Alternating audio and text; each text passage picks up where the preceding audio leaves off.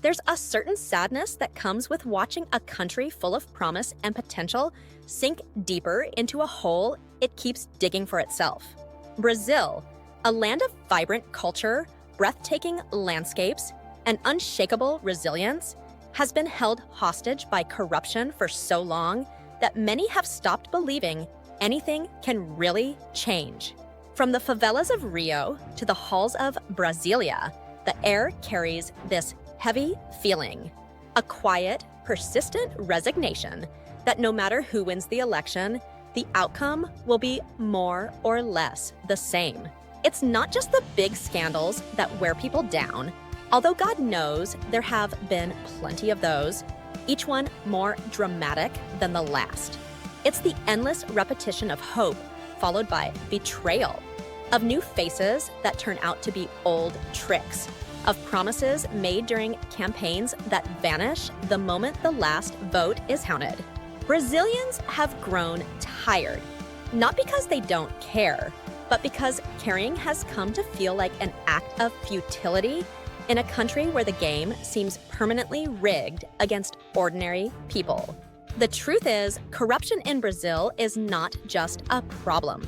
It's a system, a structure so deeply embedded in the way things work that cutting it out feels almost like trying to perform open-heart surgery with a butter knife. It's in the handshake deals behind closed doors, in the public contracts that mysteriously balloon in cost, in the politicians who enter poor and somehow leave office as millionaires.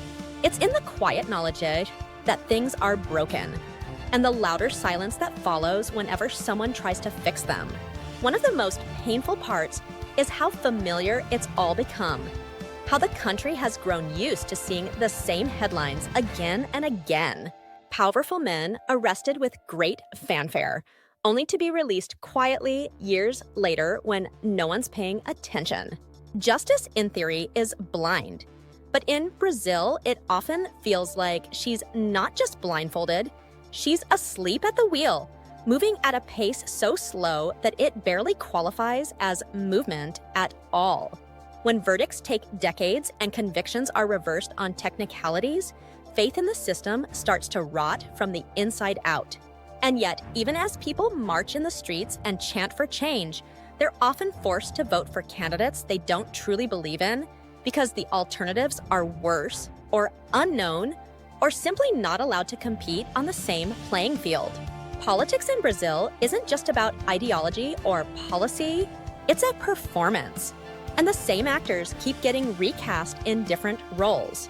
They switch parties, shift alliances, rebrand themselves as outsiders or reformers, and somehow keep surviving, even when everyone knows exactly who they are. Corruption in Brazil doesn't begin in the capital, though. It starts much closer to home. It begins when someone bribes a traffic officer to avoid a fine, when a parent pulls strings to get their child into a better school, when people accept a little dishonesty as the price of getting ahead. These aren't the grand, headline-grabbing crimes of national embezzlement or political kickbacks, but they matter because they shape the national character and teach people from a young age that the rules are flexible.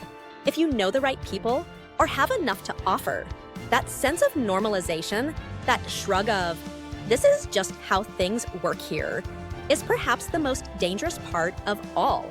Because when everyone expects corruption, it stops feeling like an outrage and starts feeling like background noise. Outrage has a shelf life, especially when nothing seems to come of it. People stop paying attention. They stop demanding answers. And eventually, they stop hoping for anything better, because hope is painful when it's repeatedly proven wrong. Even worse, the cost of campaigning for office in Brazil is astronomically high, which ensures that only those with wealthy backers or deep-pocketed sponsors stand a chance of making it to the top. But those backers don't give their support for free.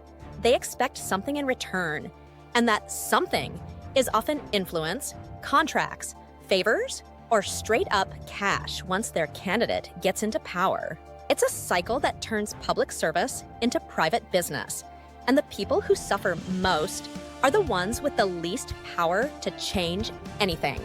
The media, for all its bluster during scandals, rarely sticks around to see things through. The public gets the drama, the arrests, the breaking news banners, and then the cameras move on, the story fades, and the same corrupt figures quietly work their way back into the system. Without sustained pressure, without true accountability, the whole thing resets, like a broken machine that no one knows how to fix but keeps using anyway. And while some voices cry out for change, young people, activists, educators, their cries are often drowned out by misinformation, by voter apathy, by a lack of genuine political education that could empower more citizens to participate in the democratic process with clear eyes and real understanding.